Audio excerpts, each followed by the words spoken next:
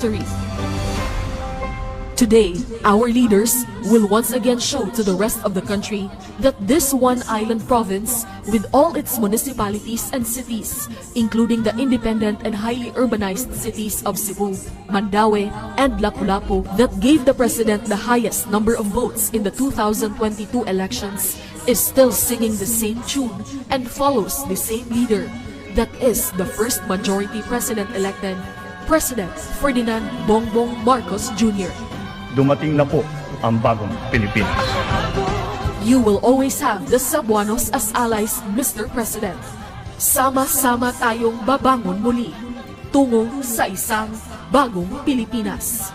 Mr. President, we stand firmly behind you in full support of the man who calls for unity.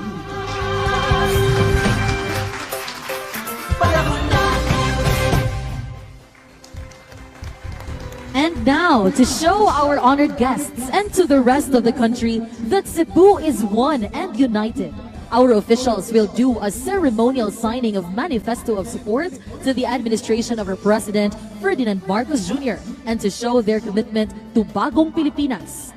This will be witnessed by our First Lady Liza Marcos and our neighboring provinces here in the Visayas region, whose governors are here with us today. May we request Cebu Governor Gov.Gwen Garcia to lead the signing.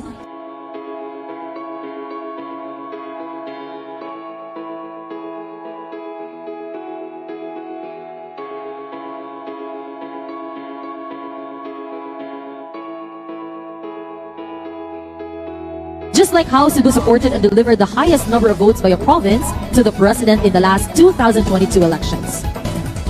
First, President of League of the Municipalities of the Philippines, Cebu Chapter, Daan Bantayan Mayor San Shimura.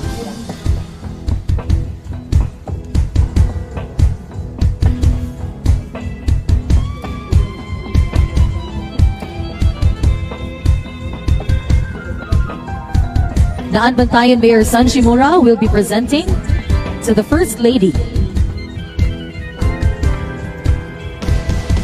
an LMP resolution.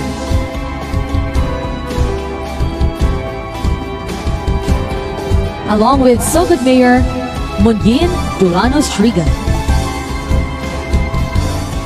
Next, the Vice Mayor's League of the Philippines Cebu Chapter, headed by Acting Cebu City Mayor Raymond Alvin Garcia.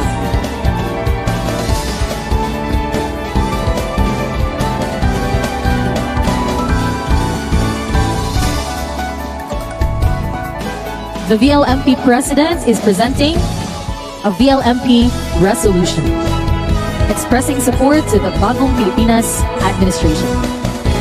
Next, the President of Association of Barangay Captains, Board Member Tining Martinez Jr.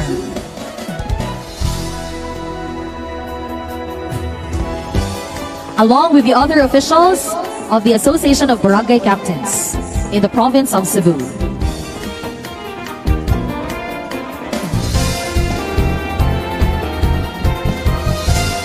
Next up, the Philippine Councilors League President Ricardo Kuyanik Pepito.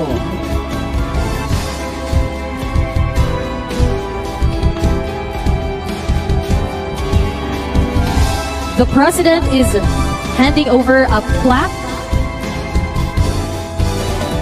PCL President.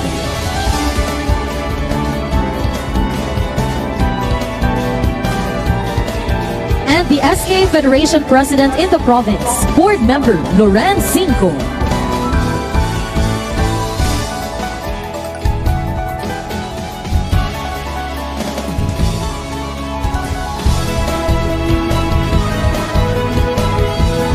The Cebuano lawmakers also signed a manifesto of support to be presented by Deputy Speaker Raymond Mendoza.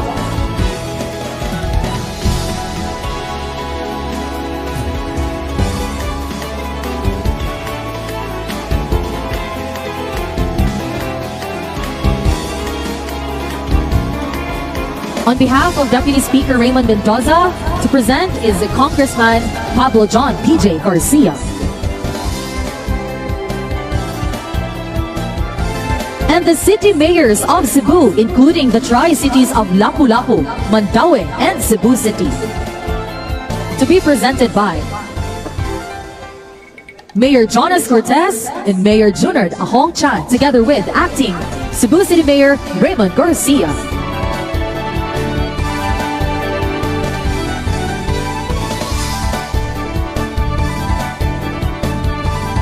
Meanwhile, the province of Cebu also passed a resolution supporting President Marcos' administration, which will be presented by Governor Gwen Garcia, Vice Governor Hilario David III, and the members of the provincial board.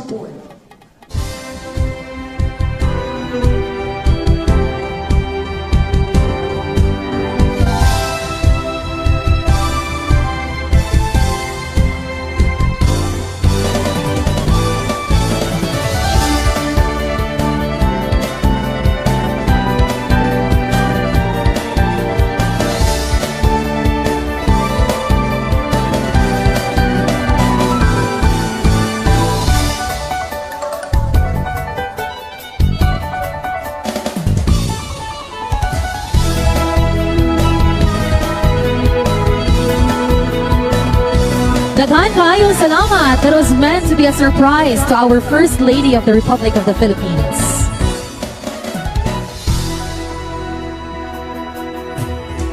Ladies and gentlemen, you may now take your seats. Thank you. Every great man stands a strong and even killed woman. For our nation's chief executive, this woman wears many hats. A lawyer by profession, a teacher at heart, a staunch advocate for the preservation of the environment, culture, and heritage, and a distinguished patron of the arts. First Lady Liza Marcos inspires a heady mix of adulation and respect, providing that much-needed support system for the man whose shoulders rest the hope and aspiration of an entire nation. What used to be a very private person who preferred to lend her support quietly in the background was suddenly cast into the spotlight, spearheading the many initiatives that come with residing at the Malacanang, such as helping the President foster diplomatic relations, leading Project Likha, whose objective is to transform the Philippines' textile and craft industry to international standards, and organize, among many others, Lab for All, Laboratory, Konsulta, at Gamot para sa Lahat, which provides access to medical services, especially to the indigenous communities, while mobilizing at the same time other government agencies for much-needed assistance. And the Filipinos have been wildly receptive to her presence, as she marks an era when the Philippines once again enjoys the benefits of having a highly visible, greatly capable, and extremely active First Lady. To the Filipino people, she is an epitome of class and compassion, a shining brilliance that has been put to good use in the service of the people. But to her family, she is the doting mother to his 3 sons, namely Congressman Sandro, Joseph Simon, and William Vincent. And to President Pres.Marcos Jr., she is a loving and devoted wife who journeys with him as he steers this country forward in this crucial time in history to build a better nation under Bagong Pilipinas. Ladies and gentlemen, the First Lady of the Republic of the Philippines, Attorney Marie Luis Liza Marcos.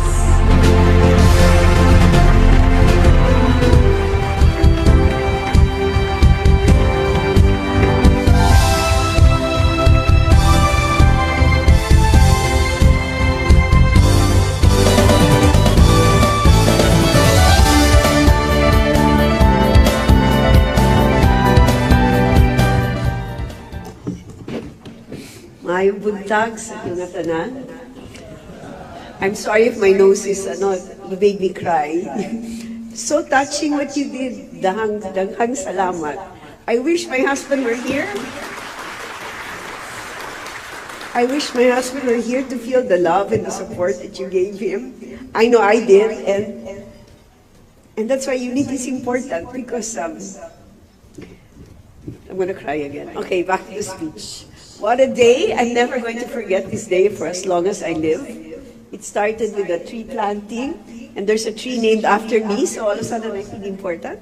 And then we went through all the booths, and ang galing ng Cebu, you guys, what you've done. I mean, the fruit, the dragon fruit, the big otap, course, I'm sure madaming baon para sa akin when we get home, but tataba na naman ako.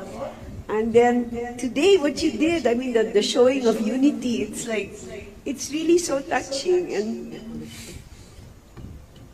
you know, it's not perfect. My husband is really trying, and sometimes I feel bad when people see all the negative and not the positive. It's not easy what he's doing, but unity has a lot to do with it. Like in Cebu, in fairness to your governor, she really united the province, right? Our private joke is when they call me First Lady or Fierce Lady, depending on who we want to believe, I call her the fiercest lady in the country. Everyone's scared of Gwen in a nice way, but she has a big heart, and she united the province. So before I cry again, I just want to say thank you very much for today. Please invite me again next time. Pasigarbo, I'm always here. Was it Mabuhi Cebu? Mabuhi Cebuano? Sama-sama tayo, babangon muli. Maraming salamat po. Daghang salamat, First Lady Liza Marcos. We'd also like to request the First Lady to please stay on stage to be joined by our Governor, Governor Gov.Gwen Garcia, Vice Governor Hilario Davida III,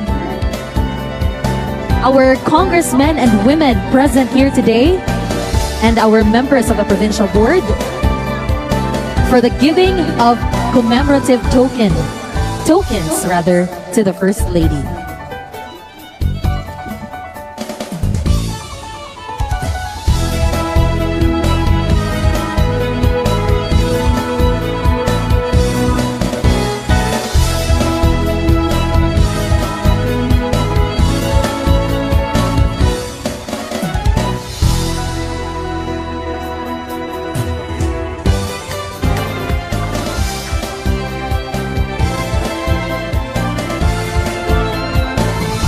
Next token is a clutch bag.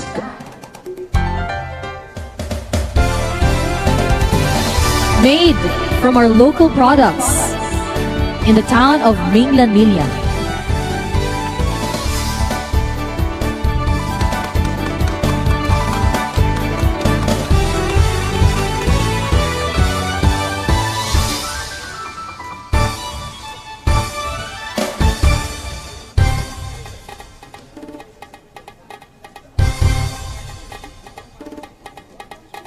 And here's another clutch bag.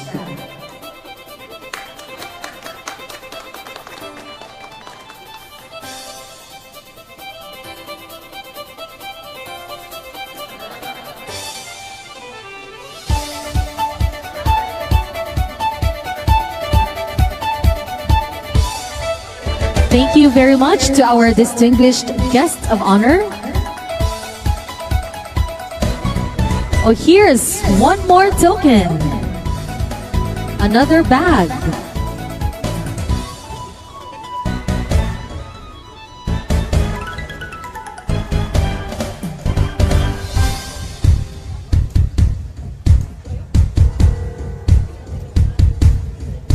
Thank you very much again. Let's give them a round of applause. Thank you to our First Lady, our beloved Governor, Vice Governor, our congressmen and women, and of course the members of the Provincial Board. Wish to repeat what I told the President earlier in the UNTO assembly, of which he was the guest of honor. I told him that in 2022, a united Cebu supported a candidate who called for unity, because unity was the key for this country to finally heal and to finally move forward and become great again. Because of the overwhelming support of all political leaders of Cebu, that candidate garnered the highest number of votes in the entire Cebu Island at 1,500,000 votes. and went on to become the 17th President of the Philippines. I repeat, this day, in the presence of the wind beneath his wings, the totoong tao. Any ifs, ands, or buts, we, a united Cebu, stand firmly behind the leadership of our President, Pres.Marcos Jr. This is a statement and a commitment, as well as a challenge to my fellow governors. Now, more than ever, Wigan ng Cebu at maging ng mga gobernador mula sa iba't ibang bahagi ng Visayas ang nagkakaisang pahayag ng pakikiisa sa administrasyon ni Pangulong Pres.Marcos Jr. Hindi naiwasan ni First Lady Liza Marcos ang maging emosyonal, lalo't siya ang panauhing pandangal sa aktibidad sa Kapitolyo ng probinsya. Kasama sina Cebu Governor Gov.Gwen Garcia, Tourism Department Secretary Cristina Frasco at ng mga kongresista at alkalde ng lalawigan. Ayon kay Garcia, mahalaga ang kontribusyon ng unang ginang sa administrasyon ni Pangulong Marcos Jr. And it is in the hands of the governors who lead each province to rally all political leaders of your respective provinces for and in support of the man we chose to lead us, no other than President Bongbong Marcos. We have the Governor of Aklan, Governor of Siquijor, Bohol, Eastern Samar. We have, please join us too, the Vice Governor of Bohol, Southern Leyte, Iloilo, Guimaras, and we have the Governor, as I saw him, of Negros Occidental, Governor Lacson. Welcome. Ben, please run. Very special guest, First Lady Liza Marcos. Maybe they can first line up all here para while we are still trying to buy the pens. Na malit tingali to ballpen. Dali mo diha uy. Arita.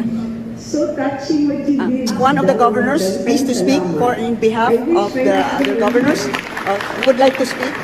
We are here to affirm in unequivocal terms our support to the President of the Republic of the Philippines, Ferdinand Bongbong Marcos Jr. and the Bagong Pilipinas. Mabuhay ang Bagong Pilipinas! Sometimes I feel bad when people see all the negative and not the positive. It's not easy what he's doing, but unity has a lot to do with it. Like in Cebu, in fairness to your governor, she really united the province, right? Dumalo rin sa isang tree planting activity ang unang ginang. Samantala, nasa 16 na mga mobile primary care clinic ang ipinamahagi ng Department of Health kasama si First Lady Liza Marcos sa iba't ibang mga lalawigan sa Visayas. Meron itong X-ray, ECG, ultrasound at kagamitan para sa minor surgeries. But all of you came here for our mobile van. Thank you very much. Ang pangako din ng asawa ko, next year, all municipalities naman will go in every province. Only one request, gamitin natin to at dalhin natin to the remotest areas of your provinces for the healthcare to be delivered to the people. Maraming salamat. Ayon sa DOH, nasa mahigit 50 mobile primary care clinic na ang kanilang naipamahagi sa Luzon at Visayas. Susunod naman nilang bibigyan ang mga lalawigan sa Mindanao. Mula sa PTV Cebu, Jessie Atienza para sa Pambansang TV sa Bagong